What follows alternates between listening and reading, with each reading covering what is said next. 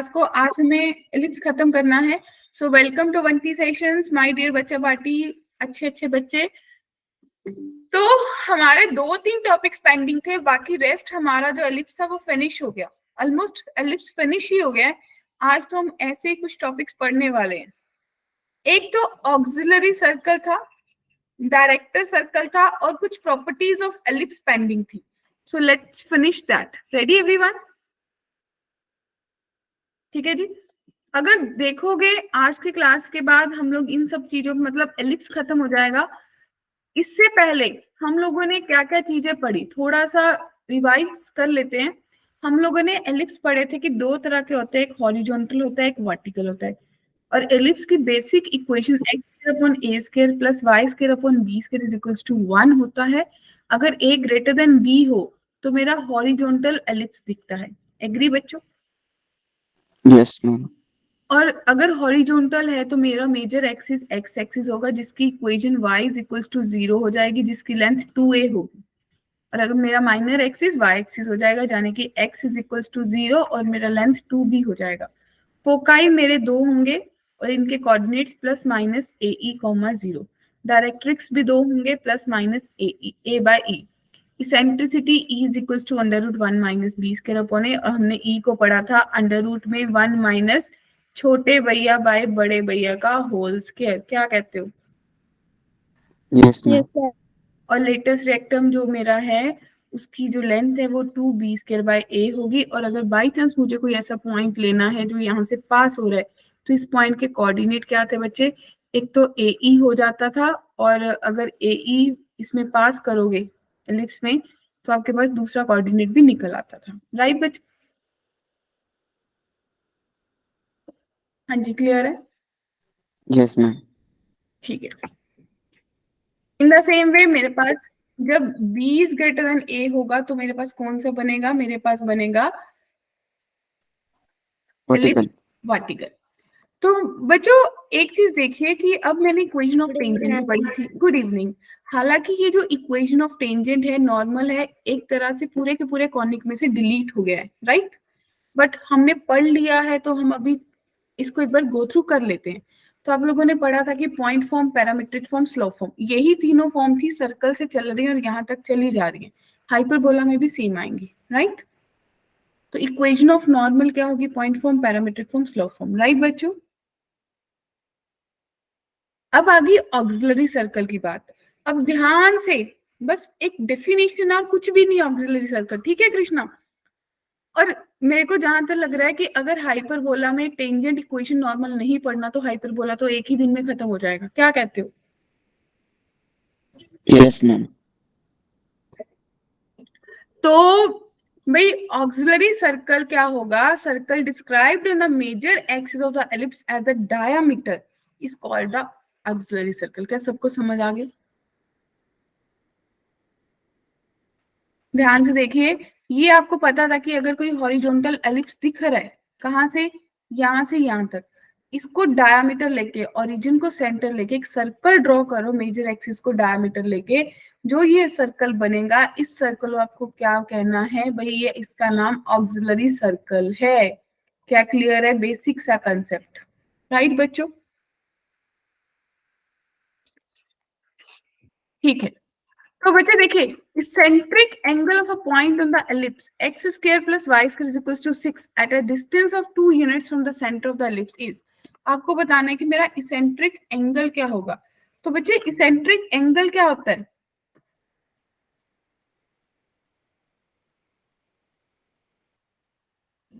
मैं बताऊं?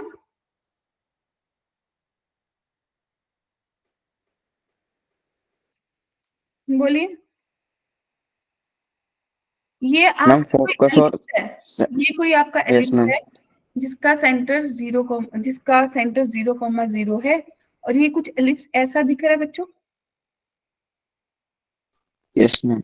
इसके सेंटर से जो आपने यहाँ पे पॉइंट लिया, पी पॉइंट, जो ये एंगल बना, this is called your eccentric angle. Clear है? तो माय डियर बच्चा पार्टी, एलिप्स दिख रहा है x square upon 6 plus y square upon 2 is equals to 1। यानी कि a की वैल्यू हो गई √6 और b की वैल्यू हो गई √2, राइट। अगर p के कोऑर्डिनेट्स लेती तो a cos theta comma b sin theta होते हैं, बताइए। Yes ma'am. अब थीटा की जगह अल्फा बन जाएगा, राइट। और इसका सेंटर जो है वो ओरिजिन है, राइट बच्चा पार्टी। तो आपको ये पता है कि इसका डिस्टेंस कितना है, ये 2 के बराबर है। तो अगर डिस्टेंस फॉर्मूला लगाओगे तो आपके पास क्या बनेगा, 6 cos square theta plus 2 sin square theta is equals to 2।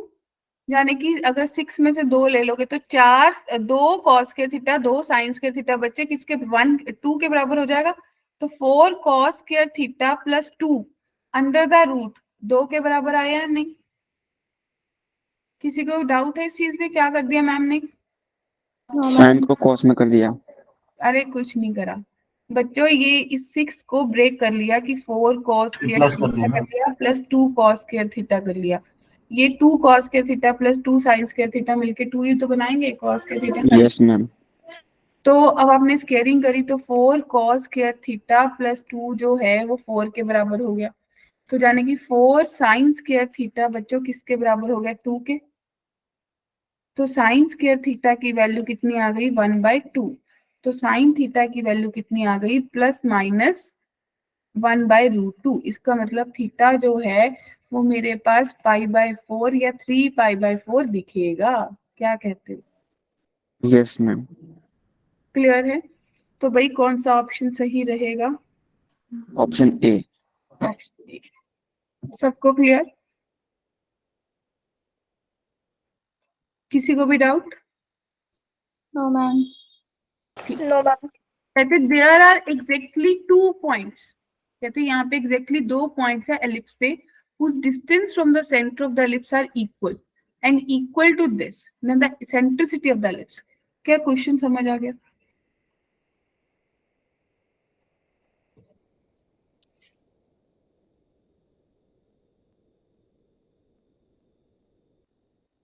क्या कहना चाह रहा है क्वेश्चन? मैम इसमें 2 पॉइंट्स लेने हैं जिनके बीच का डिस्टेंस सेम होगा सेंटर से, पहले और तो डिस्टेंस एक दे रखा है ये। एलिप्स को बना लिया जाए।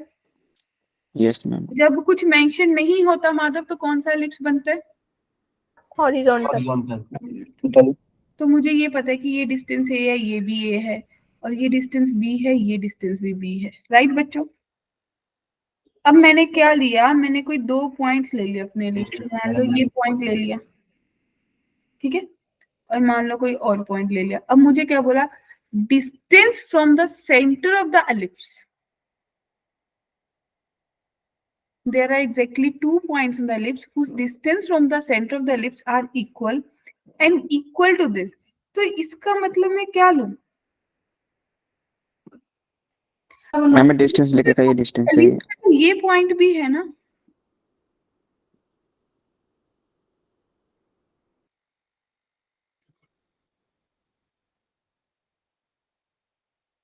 क्या मेरी बात समझ पाए?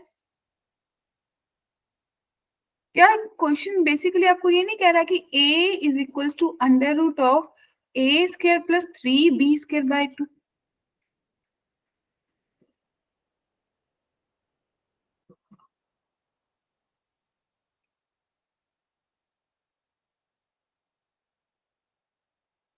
सेंटर से डिस्टेंस बोलता हूँ। देख तो ये सही तो है वर्टेक्स हो ना, जाएंगे, वर्टेक्स हो जाएंगे। ये 2 पॉइंट्स है। दे सेड कि there are exactly 2 points on the ellipse, मेरे एलिप्स पे 2 पॉइंट्स होते हैं उस distance from the centre of the ellipse जिसका डिस्टेंस सेंटर से बराबर होता है। तो ये सही है कि ए होता है, चाहे बी भी ले लेते तो भी एक ही बात थी, ठीक है जी। पहले तो वो डिस्टेंस लिया जो सेंटर से बराबर है, और वो किसके बराबर है, वो इस डिस्टेंस के बराबर है। क्या बात समझ आई? Yes ma'am. तो इसका मतलब a square is equals to a square plus 3b square, ये 2 इधर चला गया, तो बच्चे ए स्क्वायर जो है वो 3b स्क्वायर के बराबर आ गया। तो b square by a square की वैल्यू 1/3 आ गई या नहीं। मुझे निकालनी है इसेंट्रिसिटी।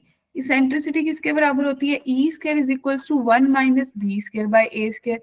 इसका मतलब 1 माइनस 1/3, तो आपके पास बनी 2/3। तो e की वैल्यू अंडर रूट ऑफ 2/3 नहीं बन गई? Yes, ma'am. तो क्वेश्चन में देखो, क्वेश्चन ने सिर्फ कहाँ पे घुमाया कृष्णा, क्या प्रॉब्लम थी? बस ये वाली दिक्कत थी कि भाई उसने बोला इक्वल एंड इक्वल टू, ये एक लाइन ने मुझे कंफ्यूज करा। मैम इसमें जैसे आपने a के इक्वल रखा है, इसको b के इक्वल भी रख सकते हैं। हाँ, बी के इक्वल भी रख सकते थे, सेम ही आएगा आंसर। देख लो करके, करो। देखो आप बोलोगे कि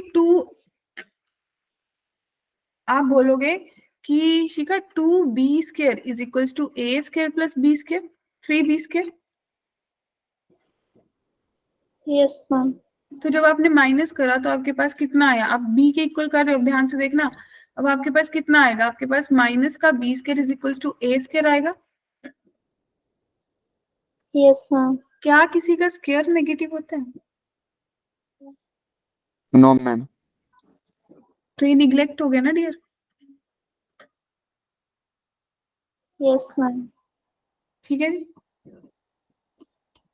क्योंकि वैसे हम किसी भी क्वेश्चन में ना उसका एक्चुअल एक्सिस उसका मेजर एक्सिस ही मानते हैं। माइनर तो हमने सेकेंडरी रखा हुआ है कि एक और एक्सिस बनता है, हम कभी किसी क्वेश्चन को माइनर एक्सिस से सॉल्व नहीं करते। हाँ जी, बढ़े आगे। Yes, ma'am. अब कई बच्चे बोल रहे होंगे मैम ऑक्सिलरी सर्कल कराया, ये आया कब था? कभी कभी कोई टॉपिक आ जाता है, 2009 में ऑक्सिलरी सर्कल एडवांस में आ गया था।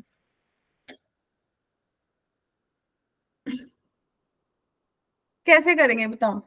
कहते हैं अ लाइन, ध्यान से देखिए अब एडवांस का क्वेश्चन है। A line passing through the extremity A, a line passing through the extremity A of the major axis and extremity B of the minor axis, यानी कि आपको क्या लेना है? ये पॉइंट A लेना है, ठीक है जी। Extremity B of the minor axis of the ellipse, अगर कोई यहां से एलिप्स का ये पॉइंट B है, A से शुरू हुई और B से पास होगी, क्या लाइन क्लियर है आपको? Yes ma'am. ठीक है जी। इस एलिप्स की यानी कि x²/9 plus y² by 1 is equal to 1। तो बच्चों ये पॉइंट मेरे पास 3,0 बना और ये वाला पॉइंट मेरे पास 0,1 बना। क्या एग्री है यहाँ तक? Clear? Yes. Meets the auxiliary circle eight M, वो ऑक्सिलरी सर्कल को किस पॉइंट पे मीट कर रहा है बच्चों? M पे। Then the area of the triangle of the vertices A, M and O, क्या ट्राइंगल क्लियर हो गया आपको? ये O पॉइंट है, क्लियर है? बताइए यहां तक किसी को कोई डाउट है?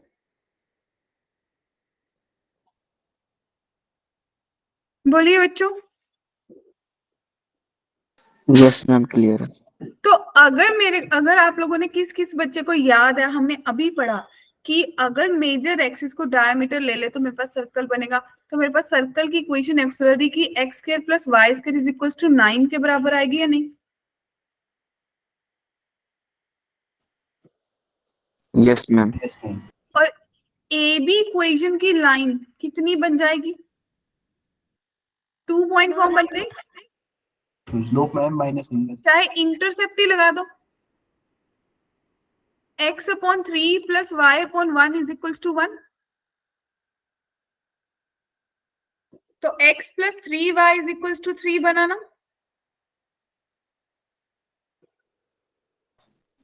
Yes ma'am. अगर एक पॉइंट y है, क्योंकि ये सर्कल पे भी तो लाई कर है, और अगर एक पॉइंट y है तो भाई दूसरा पॉइंट कितना हो जाएगा? x की वैल्यू कितनी हो जाएगी? 3 माइनस 3y। क्या ये मेरे सर्कल पे लाई कर रहा है? 3 माइनस 3y का whole square plus y² is equal to 9। क्या बच्चे यहाँ से y कैलकुलेट हो जाएगा आप लोगों को? मैम आपने सर्कल की इक्वेशन कैसे लिखी? क्योंकि हमने अभी पढ़ा बच्चों। किसका डाउट है? सिल्की जी, हमने पढ़ा ना कि ऑक्सिलरी सर्कल क्या होता है, जब किसी एलिप्स के मेजर एक्सिस को डायमीटर मान लो। अब आपका मेजर एक्सिस का यहाँ पे ये आपको है हॉरिजॉन्टल, जिसका आपको दिख रहा है कि अगर ओरिजिन सेंटर है तो उसका रेडियस 3 है, तो x square plus y square is equal to 9 के बराबर होगा। ठीक है, आपने यहाँ पे वैल्यू पुट करा, इसको सॉल्व करने वाले आप लोग सब लोग।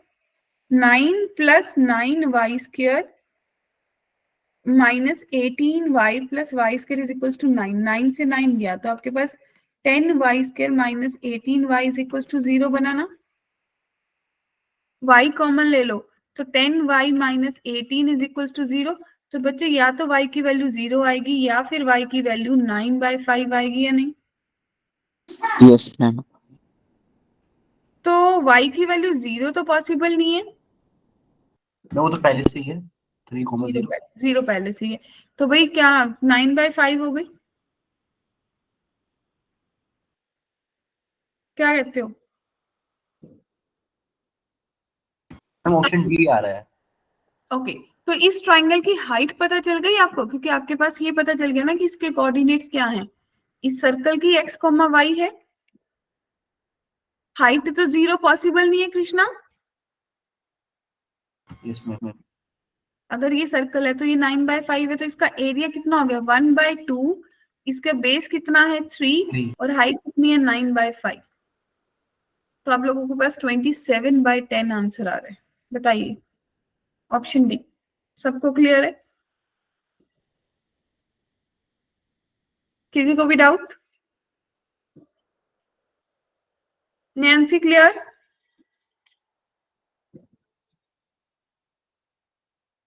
बड़े आगे? Yes ma'am.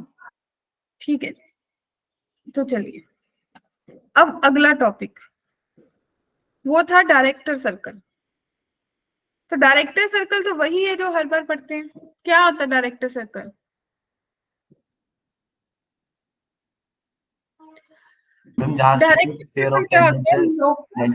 Locus of the point of intersection of the perpendicular tangent। तो एलिप्स के केस में मेरा it is a circle concentric with ellipse and radius is equal to the length of line joining the ends of major and minor axis। क्या बात समझ आई? हाँ जी बोलिए, director circle के बारे में बात समझ आ गई?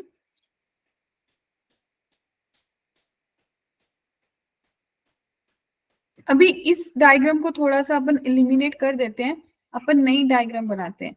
वो क्या होगी कि बच्चों मान लो कि आपके पास एक एलिप्स है, ठीक है जी, आपने इसके कोई भी दो टेंजेंट्स ड्रॉ करी और वो दोनों टेंजेंट्स आपस में परपेंडिकुलर है। पहली चीज यही आपने पढ़ा,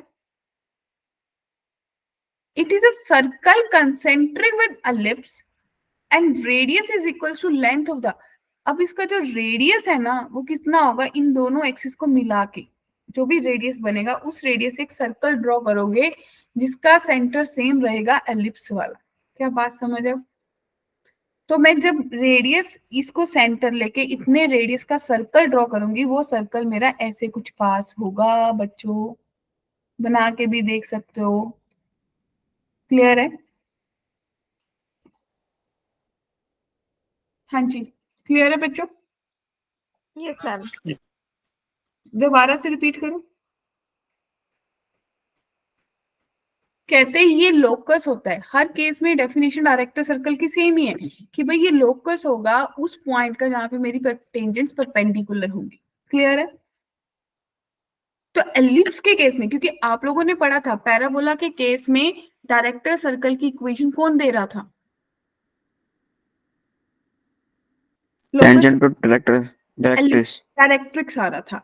अब इसमें क्या आ गया, वो सर्कल आया जिसका रेडियस जो होगा वो आपका मेजर और माइनर एक्सिस को मिला के जो डिस्टेंस बनता है वो होगा, और कंसेंट्रिक होगा वो आपके एलिप्स के साथ। तो बात क्लियर हो गई?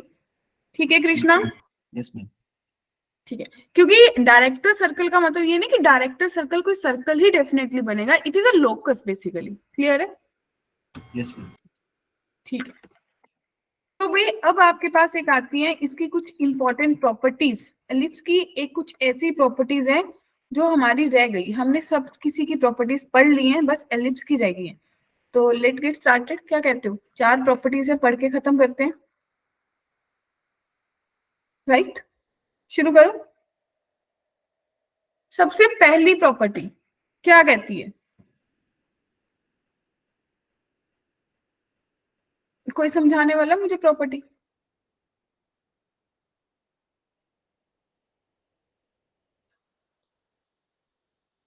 सबसे पहली प्रॉपर्टी क्या कहती है?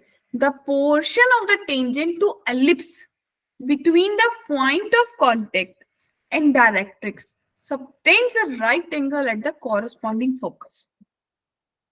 हाँ जी, क्या प्रॉपर्टी समझ आई? Yes ma'am. क्या समझ आया बताइए?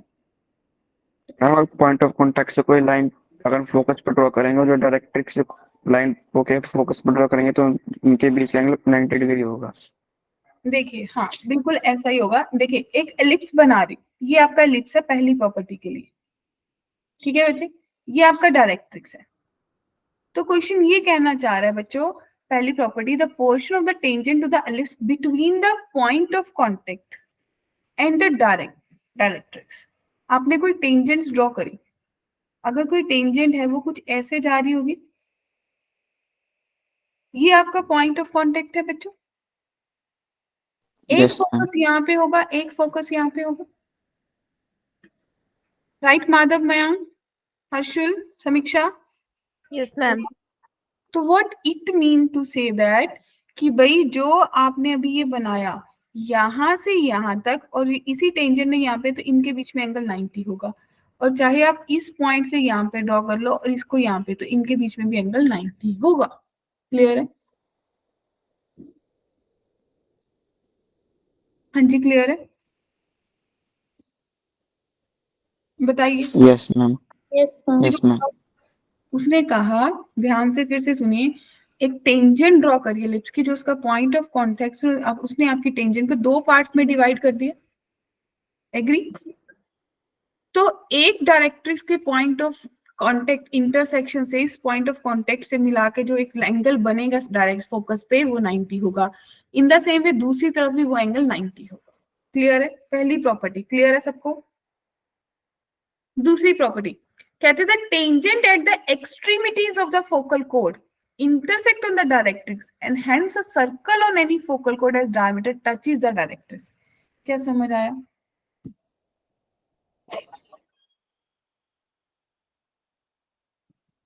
ड्रॉ करें, ड्रॉ करें। सेकेंड प्रॉपर्टी बच्चे, अगर डायग्राम बनाओगे तो आपने एक हॉरिजॉन्टल एलिप्स बनाया और मैंने इसका बता दिया कि भाई ये 2 डायरेक्ट्रिक्स आपके पास पड़े हैं, ठीक है जी? The tangents at the extremities of a focal कोड इंटरसेक्ट ऑन द डायरेक्ट्रिक्स। तो इसका मतलब ये है कि भाई अगर एक्सट्रीमिटीज पे जो भी आपकी टेंजेंट्स हैं, अगर आप इन पे कोई कोड, फोकल कोड ड्रॉ करते हो, ये देखो क्या कहते हैं, ये आपका फोकल कोड है, जो फोकस से पास होगा वो फोकल कोड होगा। यहाँ यस मैम। अगर आपने कोई टेंजेंट पास करी, वो दोनों टेंजेंट्स कहाँ पे कट करेंगी? डायरेक्ट्रिक्स पे। क्लियर है? हाँ जी। Yes. हेंस अ सर्कल और एन, और अगर इस डायमीटर को, कोड को डायमीटर लेके नया सर्कल ड्रॉ करोगे तो वो क्या करेगा? वो आपके डायरेक्ट्रिक्स को टच करके जाएगा। क्या कहते हो? कुछ ऐसा बनेगा। Yes. क्लियर है? चलिए, third property, feet of perpendicular from foci on any tangent to the ellipse lie on the auxiliary circle and product of their length is equals to b square। सबसे पहले क्या करा? टेंजेंट एलिप्स ड्रॉ करा। अब उसका auxiliary circle क्या होता है सिल्की?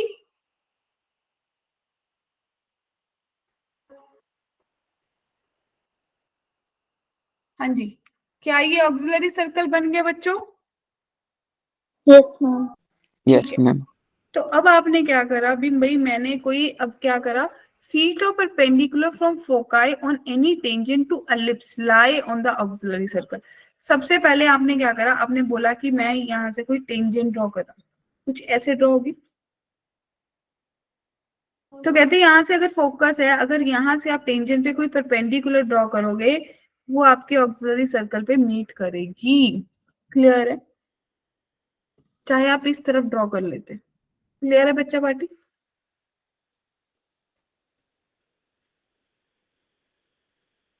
बोलिए। और इनके ये जो दो परपेंडिकुलर P1 और P2 बने, इनकी लेंथ किसके बराबर होगी? Product of length B square के। बताइए। थर्ड प्रॉपर्टी क्लियर है? Yes, ma'am. Fourth and the last one property. Fourth property क्या कहती है? Reflection property. कहते हैं rays emanating from one focus of the ellipse after reflection from the ellipse pass through the second focus of that ellipse। क्या कह रहा है question?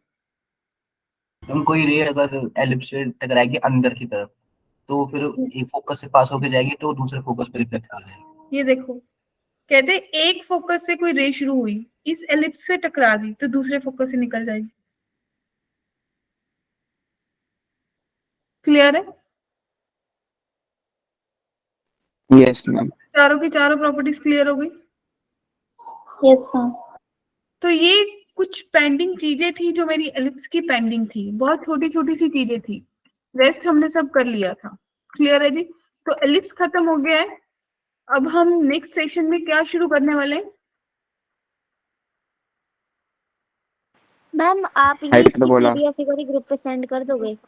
कौन से ग्रुप पे सेंड करनी है? मैम जो ये अभी आप पढ़ा रहे थे। कहाँ पे सेंड करनी है बच्चे? मैम ग्रुप में, जो अवंती का ग्रुप है। आप कौन से ग्रुप में तुलसी? मैम ये जो G14 वाला ग्रुप है जिसमें सारे लिंक आते रहते हैं। G14 वाले में तो आपके पास बिटली लिंक नहीं है? मैम नहीं। वही ग्रुप में बिटली लिंक दो ना। आपके पास आपके ग्रुप के डिस्क्रिप्शन पे भी होगा, सारे सब्जेक्ट्स का होगा बिटली लिंक। मैम मैं सिर्फ इसी ग्रुप में ज्वाइन हूँ और बाकी मेरे को किसी ग्रुप का आइडिया नहीं है। नहीं, हर ग्रुप के डिस्क्रिप्शन में बिटली लिंक दिया है ना, उसका ऊपर जो डिस्क्रिप्शन। बच्चे लिंक शेयर कर दो मैथ्स के बिटली लिंक का। ग्रुप में इसलिए नहीं शेयर करते क्योंकि बहुत क्योस हो जाता है, नहीं तो ये ना बहुत सिंपल सा लिंक है, सब बच्चों को याद ही है। आपको एग्जैक्टली करना क्या है, ये देखो यश ने लिख दिया bit.ly/चीनू मैम, बस ये टाइप करना है। मैम, मैम नहीं, bit.l सबको स्मॉल है, ठीक है? bit.ly/चीनू मैम। यहाँ पे आपको सारी रिकॉर्डिंग सब मिल जाता है, ठीक है? क्लियर है बच्चे? अब कोई डाउट तो नहीं है? ठीक है, तो ये कुछ चीजें थी। क्या सबको अब ये क्लियर है? एलिप्स खत्म हो गया, एलिप्स क्लियर है? किसी को कोई डाउट है तो बताइए। हमारा क्वेश्चन आया था ना, family of ellipse. Family of ellipse ऐसा कुछ टॉपिक फैमिली ऑफ नहीं। पैराबोला था मैम। हाँ, वो भी अभी उसको छोड़ दो, वो सब चीजें ना अभी यश कुछ टाइम के लिए पॉज कर दो, क्योंकि आप लोगों को ना अभी मेरे को हाइपरबोला खत्म है, उसके बाद आप लोगों को एग्जैक्ट चीजें बताई जाएंगी कि अब जो नया पेपर आएगा ना वो आपके नए सिलेबस के अकॉर्डिंग आएगा। आई विल मेक श्योर कि वही आए जो आपका नया सिलेबस है, ठीक है ना? Yes ma'am. क्योंकि फायदा उसी चीज का है, अब जो सिलेबस ही नहीं है उसका तो कोई यूज ही नहीं रहा। अच्छा, कुछ क्वेश्चंस प्रैक्टिस करें, नहीं तो देखो मैंने आप लोगों के लिए सेल्फ प्रैक्टिस क्वेश्चन ऑलरेडी डाल रखे हैं, आप लोग इसको शुरू कर सकते हो करना, या फिर बेटर लक ये कि भाई ये आप लोगों का पार्ट पेंडिंग पड़ा होगा। पेंडिंग पड़ा है?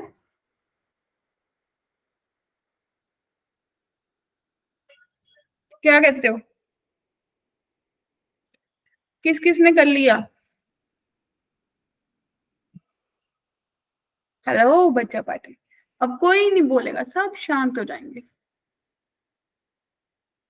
मॉड्यूल किस किस ने लगा लिया? पेंडिंग है, इसको लगाना शुरू करो, क्योंकि पता है दिवाली है, फिर आप लोग मिस कर दोगे।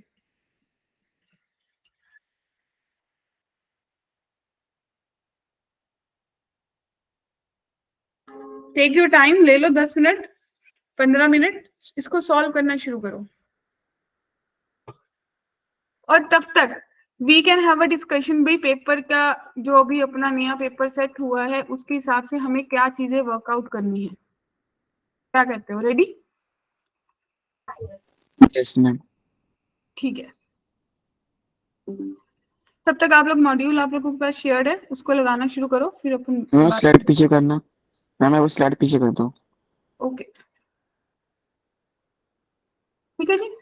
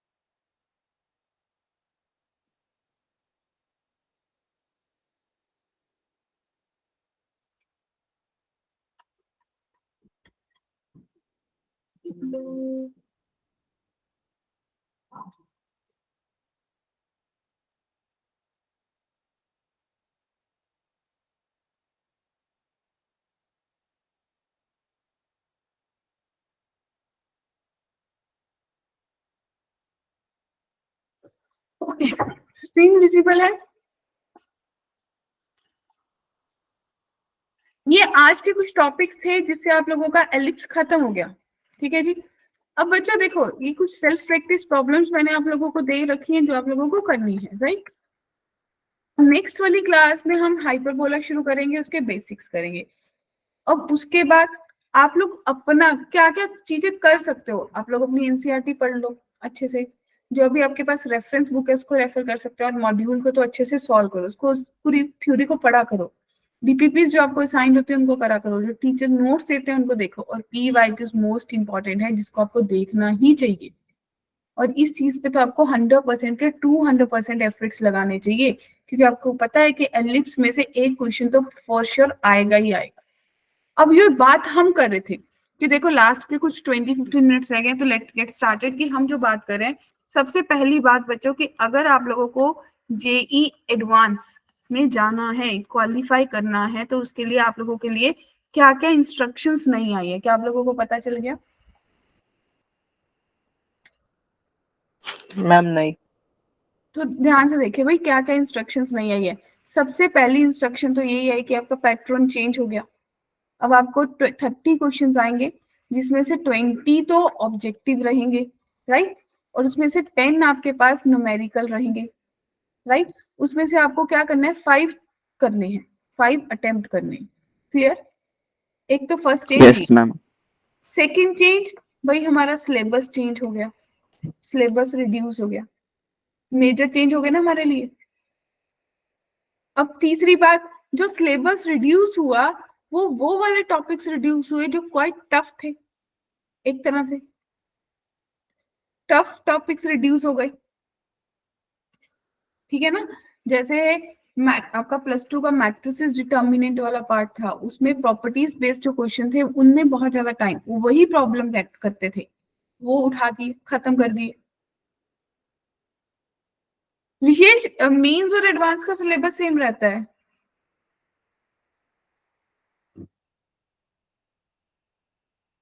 ऐसा ऐसा कभी नहीं होगा कि जो टॉपिक्स अभी रिड्यूस करते वो एडवांस में डाल देंगे। भाई जो बच्चों ने मेंस के लिए नहीं पढ़े वो एडवांस में 2 महीनों में कैसे पढ़ेंगे? ठीक है ना।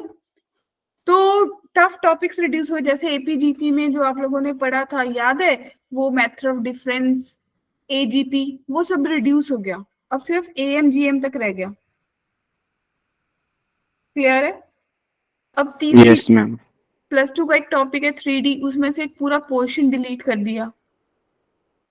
तो ऐसे करके काफी चीजें रिड्यूस हो गई है, बहुत ज्यादा रिड्यूस हुई, बट हम बोल सकते हैं कि काफी जो इंपॉर्टेंट टॉपिक्स है जिसमें से क्वेश्चन एक्सपेक्ट किए जाते थे कि हाँ डिफिकल्ट क्वेश्चन इसी में से बनेगा, वो रिड्यूस हो गए। तो उससे फर्क क्या पड़ेगा? डेफिनेटली यही क्वेश्चन आप लोगों का। मैम उससे जो इजी टॉपिक्स उनसे और टफ बन जाएंगे। टॉपिक्स टफ नहीं बनेंगे, कंपटीशन हार्ड होगा। देखो इससे पहले, अब देखो अगर आपको जेई एडवांस के लिए क्वालिफाई करना है, एक तो जो जनरल वाले बच्चे हैं, जो जनरल वाले बच्चे हैं उनको बोर्ड्स में 75% मार्क्स लाने जरूरी है। ठीक है। और जो कैटेगरी वाले बच्चे हैं, जिनके पास कोई भी कैटेगरी है, उनके लिए 65%। ठीक है। इसके अलावा और क्या चेंज हुए? अब जेई मेंस ने अपने एंड से कोई एज लिमिट नहीं रखा। एक बार में से किसी बच्चे ने पूछा था कितनी बार अटेम्प्ट कर सकता हूँ, कॉन्टिन्यूअस 3 इयर्स, यानी कि अभी इस बार जो 2024 वाला पेपर कंसेक्यूटिव है 3 इयर्स होते हैं। उसको 2022 वाले बच्चे, 2023 वाले या फिर 2024 वाले बच्चे, ये बच्चे अटेम्प्ट कर सकते हैं, इससे पुराना कोई बच्चा अटेम्प्ट नहीं कर सकता। इट मींस एक बच्चे के पास 6 अटेम्प्ट्स होती हैं एक साल में, 2। मैम केवल मेंस के लिए होती है ना ये तो? मेंस, हाँ बच्चे मेंस, जिसका मेंस क्वालिफाई होगा वही एडवांस में जाएगा ना।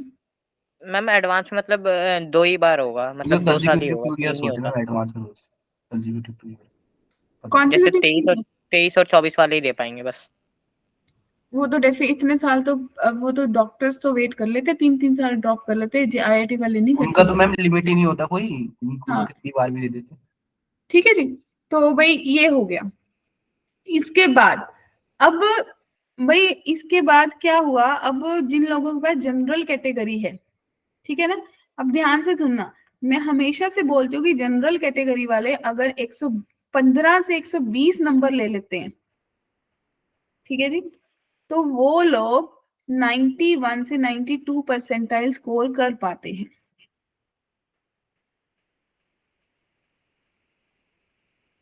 ठीक है। अगर जनरल वाले 115 से 120 कर लेते हैं, और 120 करने का मतलब है भाई अगर वो 100% करेक्टनेस के साथ हर सब्जेक्ट में से 10-10 क्वेश्चन करते हैं तो 40-40 नंबर हो गए, 120 बन गए, तो भाई वो एडवांस के लिए क्वालिफाई हो जाएंगे। क्लियर है? Yes ma'am. और अगर मुझे, ठीक है जी, ये बात क्लियर है। अब अगली चीज देखिए, अगर कोई मेरे पास कैटेगरी वाला बच्चा है, उसको भी हम यही एडवाइस करती हूँ, मैं हमेशा यही एडवाइस करती हूँ कि भाई तेरा स्कोर भी यही रहना चाहिए। क्योंकि लॉजिकली सोचो, यहाँ पे आपको ऐसा तो नहीं पढ़ाया जाता कि भाई तू जनरल का बच्चा है तो तेरे को ये क्वेश्चन करने हैं, तू कैटेगरी का तो तेरे को ये करने हैं, ऐसा तो हम नहीं पढ़ाते ना। Yes ma'am. अगर सबको सेम पढ़ा रहे हैं और आप लोग सेम मटेरियल सॉल्व कर रहे हैं, सेम टीचर पढ़ा रहा है, आपका लेवल सेम है, तो आप लोगों के लिए तो बेनिफिट है, बल्कि कि if you are having the category, आपका ये जो परसेंटाइल है वो बहुत अप चला जाएगा।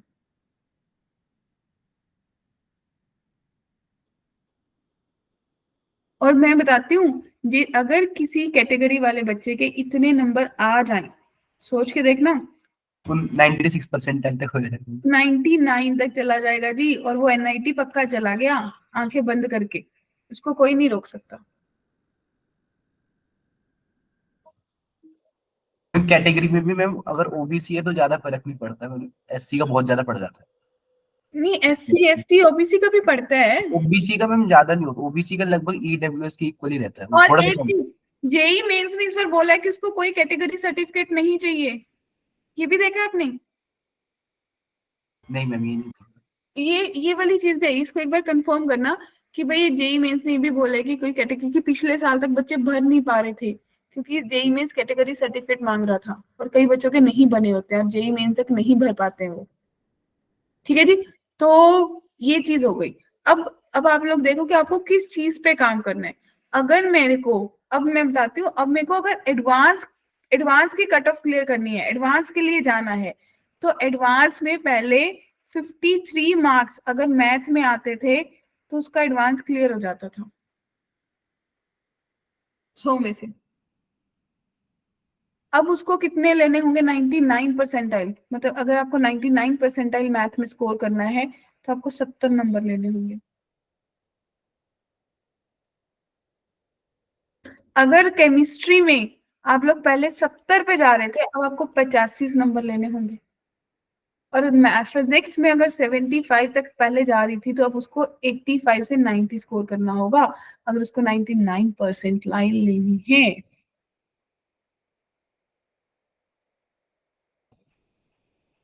हाँ, मतलब आप लोगों का बेस्ट, दोनों में से बेस्ट अटेम्प्ट चूज करा जाता है और उसी के बेसिस पे अगर आपका एडवांस नहीं भी क्वालिफाई होता तो आप लोग मेंस में जो भी आपके अच्छे अच्छे कॉलेजेस होते हैं, गवर्नमेंट कॉलेजेस होते हैं, वो सब आपको मिल जाते हैं। और एनआईटी तो पड़ा ही पड़ा है, लेकिन उसके लिए ये चीज भी मतलब अपने आप को थोड़ा क्वालिफाई कर लेना भाई, इसके बिना भी एडमिशन नहीं होगी। मैम अब इतना डिफरेंस क्यों आ गया, मतलब अब इतने ज्यादा मार्क्स क्यों लाने पड़ेंगे, पहले तो इतने कम में आ जा रहे थे। इतने कम है, पहले पेपर का लेवल टफ था, अच्छा हाँ अब थोड़ा सिलेबस रिड्यूस हो गया तो डेफिनेटली अगर difficulty level ma'am, but syllabus तो कम भी कर दिया ना। सिलेबस कम हुआ ना, टफ टॉपिक्स हटा दिए। अब जो टॉपिक्स हटाए हैं, जो क्वेश्चंस उनमें से बनते थे, अब उनकी जगह जो बचे टॉपिक है उन्हीं में से क्वेश्चन आएंगे।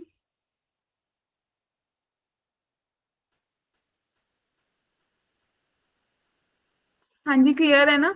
तो भाई जब ये क्वेश्चंस आएंगे तो अगर मेरे पास बात, एक नॉर्मल सी बात सुनो, एक क्वेश्चन आना था एजीपी से, ठीक है ना, एक क्वेश्चन आना था एजीपी से, और एक क्वेश्चन आपको आना है अब सम ऑफ द सीरीज से, सम ऑफ एपी से। क्या सम ऑफ एपी का इतना डिफिकल्ट लेवल हो पाएगा कृष्णा कभी? वो तो नो पता है, मैम। तो देखते हैं क्वेश्चन कैसे बनाएंगे। क्वेश्चन का लेवल नहीं चेंज होगा बच्चे, ऐसा कुछ नहीं होता। उन्होंने ये चीज बोल दी, ऐसा थोड़ी है कि आपको कोई उसके क्वेश्चन में कुछ एडवांस, जब वो टॉपिक ही हट गया तो ये लॉजिकली वही चीजें हुई हैं जो हुई हैं। तो मतलब मैंने आपको मोटा मोटा सा ओवरव्यू दे दिया कि भाई मेरे को किन किन चीजों पे फोकस करना है। Ultimately still you have 1 year, सोच के देखो, अभी आपके पास 1 साल है मेहनत करने के लिए।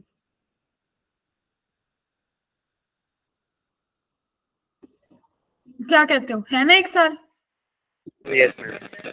और 1 साल में अगर मैं आपको सिलेबस दिखाऊं, just give me a fraction of second, मैं आपको सिलेबस शेयर करके दिखाती हूँ, तो आप लोग खुद से सोचना कि भाई अपना अपना नाम लेके, तुझे बेटा किस चीज पे मेहनत करनी है, तुझे क्या सोचना है, तुझे कहाँ तक जाना है।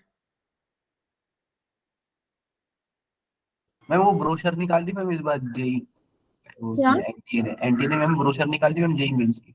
हाँ, निकल गई। ब्रोशर मैम निकल गई। हाँ, ब्रोशर आ गया नेट पे।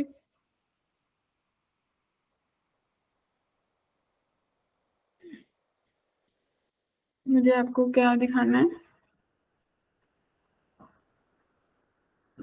नोटिस है ये तो,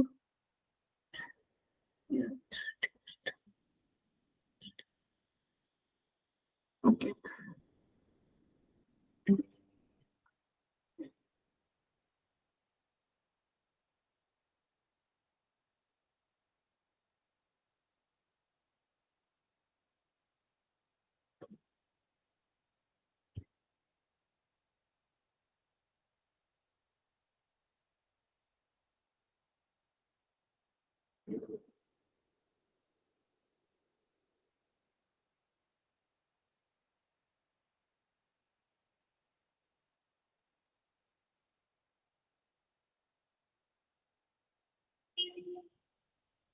ये देखिए,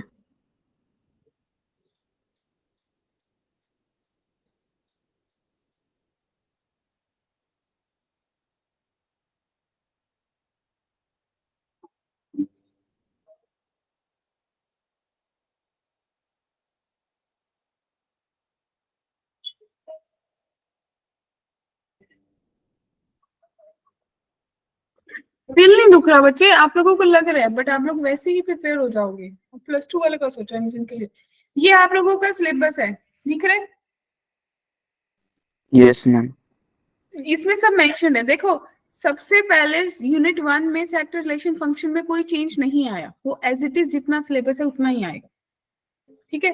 फिर आप लोगों ने कॉम्प्लेक्स नंबर पढ़ा था, और कॉम्प्लेक्स नंबर में square root of a complex number पढ़ा था ना हमने, बहुत मेहनत करी थी। यस मैम, 2 मेथड निकाले थे इसके मैम, वो 2 या 3 शायद। वो डिलीट हो गया, और ट्राइंगल इनइक्वालिटीज होता था, वो भी डिलीट हो गया। इसके बाद तो कॉम्प्लेक्स में कुछ मुश्किल बचा ही नहीं था, बताओ। Yes ma'am. ठीक है। अब मैट्रिक्स डिटर्मिनेंट में दोनों टॉपिक्स वो रिड्यूस हुए जिनमें ऑपरेशंस लगते थे। मैथमेटिकल इंडक्शन पूरा रिमूव हो गया। बाइनोमियल में बाइनोमियल कोफिशिएंट के बेस्ड जो प्रॉपर्टीज थी, इसी में टाइम लगता था ना, सोच के देखो, जिसमें फॉर्मूलाज याद, वो रिड्यूस हो गया। अब तो आपको क्या निकालना है, आपको बाइनोमियल का positive integral and general term, middle term, बताओ, खत्म हो गया। बात समझ आई ना? एपीजीपी में सिर्फ एएमजीएम तक बचा।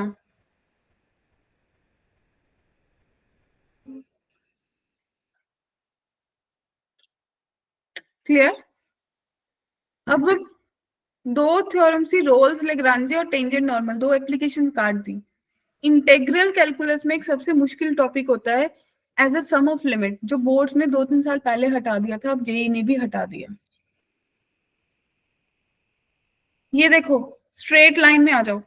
Internal and external bisectors of angle between two lines, angle bisector वाला टॉपिक गया। मैम फैमिली लाइंस की इक्वेशन वाला टॉपिक। हाँ, वो भी चला गया। Family of lines passing through, हम निकालते थे ना, 2 लाइन के इंटरसेक्शन से 3rd लाइन निकलेगी, वो टॉपिक भी चला गया। और शिफ्टिंग ऑफ ओरिजिन चली गया, वो ट्रांसलेशन। हाँ, शिफ्टिंग ऑफ ट्रांसलेशन भी चला गया बच्चे। लो, आगे आ जाओ। सर्कल में condition for the line to be tangent and equation of tangent चला गया। नॉर्मल तो वैसे भी मेंशन नहीं था कहीं पे, देखो। हम टेंजेंट तो नॉर्मल भी नहीं आया फिर तो। हाँ, वो नहीं आएगा ना, खत्म हो गया। अब इन्होंने लिखा है कि भाई स्टैंडर्ड फॉर्म में कॉनिक के पैराबोला, एलिप्स और हाइपरबोला आएंगे, बाकी जो कंडीशन थी वो सब गई।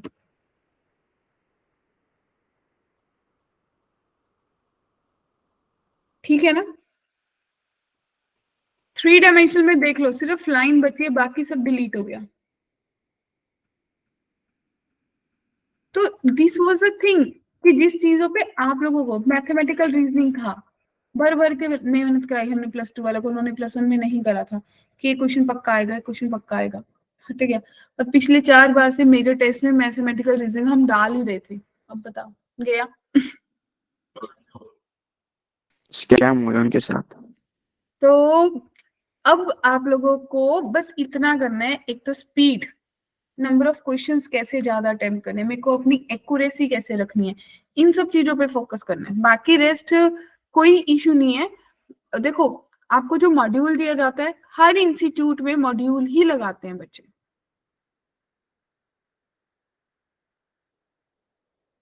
जो टीचर आपको देता है, और पीवाईक्यूज तो आप लोगों के पास जड़ी बूटी है। एटलीस्ट 12th तक जाते जाते +1 वाले टॉपिक, मतलब ये लगा लो कि मार्च में आपके पेपर, मार्च तक पेपर खत्म होने, आपकी नई क्लासेस शुरू होंगी मार्च एंड या अप्रैल में, तब तक +1 वाले तो पीवाईक्यूज आप रटते जाओ, चबा जाओ।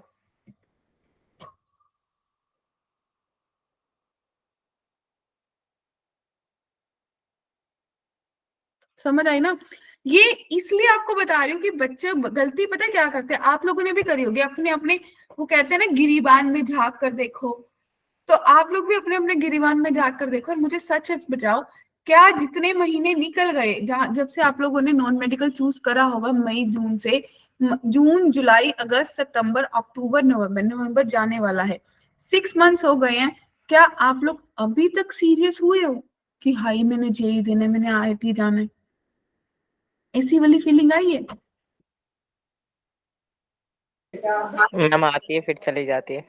तो वही तो, जिस बच्चे को कांस्टेंट ये एक फीलिंग रहेगी, जिसको कांस्टेंट ये बात रहेगी कहीं, भाई तूने जाना ही जाना है, एवं तूने आईआईटी जाना ही जाना है, उठ बेटा उठ, पढ़, मेहनत कर, आप डेफिनेटली करोगे। मैम कंसिस्टेंसी नहीं है। क्या प्रार्थना? Ma'am consistency. हाँ, क्या समझ नहीं आई, क्या कह रहे हो? कंसिस्टेंसी बोली मैम, कंसिस्टेंसी। तो ये सब चीजें तो जिस बच्चे ने आईआईटी क्लियर करनी है ना, उसका पहले दिन से गोल हो जाता है।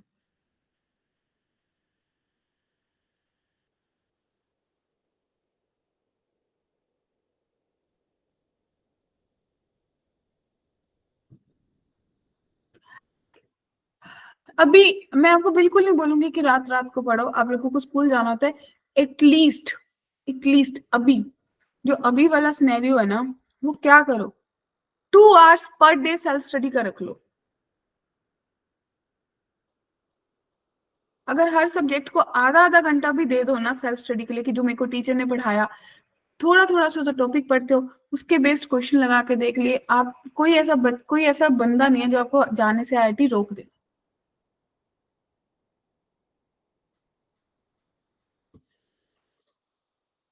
मैम मुझे ना पीछे वाले मतलब पीछे रिकॉर्डिंग लेक्चर है वो भी देखना होता है।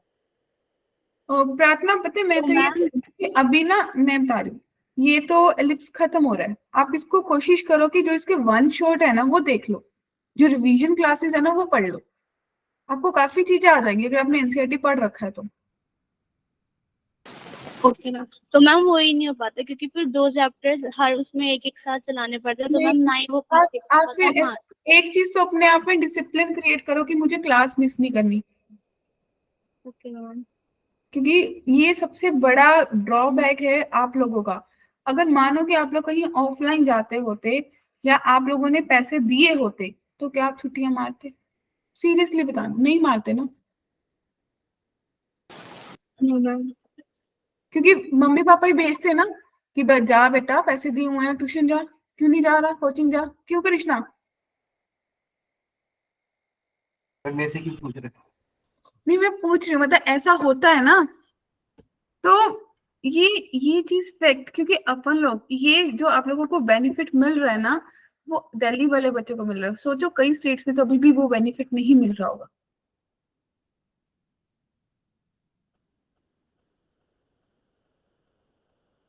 यस मैम, ये तो है। मतलब ये जो बेनिफिट है यश बेचारा तो कृष्णा ने बोल देता है, तो भाई ये बेनिफिट सिर्फ दिल्ली वाले बच्चों को है, या फिर हिमाचल वाले बच्चे बड़ा अच्छा कर रहे हैं, they are quite serious.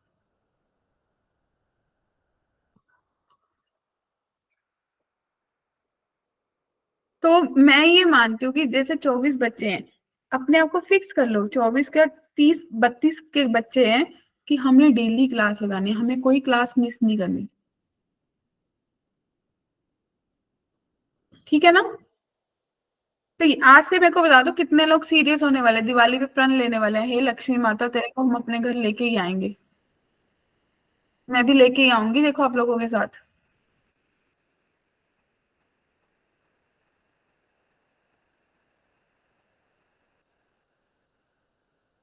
Great. मतलब मैं सही में बता रही हूँ, मेरा मतलब लाइफ का गोल सफल हो जाएगा अगर मैं आप में से 23 में से अगर 10 बच्चे भी आईआईटी भेज पाऊं, बाकियों को एनआईटी भेज दूंगी। और अगर आप लोग मेहनत करना चाहोगे ना, फिर तो हम मतलब वही अर्ली मॉर्निंग लेट नाइट बैठ बैठ के पढ़ेंगे, क्लासेस लगाएंगे, लेकिन वही कि अगर आप लोगों के एंड से कोई एफर्ट नहीं आएगा तो टीचर भी डेफिनेटली नहीं।